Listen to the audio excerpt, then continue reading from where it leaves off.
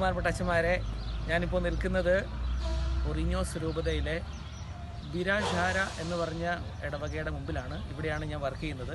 എൻ്റെ കൂടെ ബഹുമാനപ്പെട്ട തോമസ് അച്ഛനുമുണ്ട്, ജിമ്മി ചെരിപ്പുറം.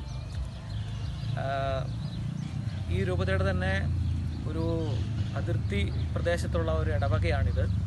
തനി നാടൻ പ്രദേശവും ഈ ഒരു 5000-6000 പേരുള്ള ഒരു ഇടവകയാണിത്.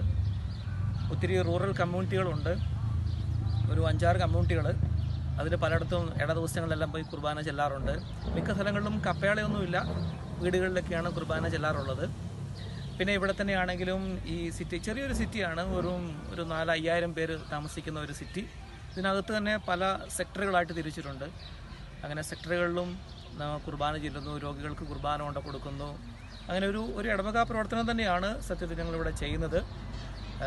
ഇതിനു കൂടാതെ വേറൊരു ഇടവക കൂടിയുണ്ട്, ഇതിന് തൊട്ടടുത്തുള്ള ഇടവക. അവിടെയാണ് ബഹുമാനപ്പെട്ട ജിമ്മി അച്ഛൻ വർക്ക് ചെയ്യുന്നത്. ഇതുപോലെ തന്നെ ഒരു കുഞ്ഞിടവക, കുറച്ച് കമ്മ്യൂണിറ്റികളൊക്കെ ആയിട്ടുള്ളത്.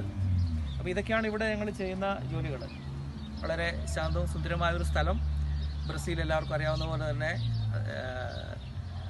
ഒരു കത്തോലിക്ക രാജ്യമായിരുന്നു, പക്ഷേ ഇപ്പോൾ കൂടുതൽ പ്രൊട്ടസ്റ്റന്റുകാരും ഇവാഞ്ചലിക്കൽസുമാണ് കൂടുതലും ഉള്ളത്.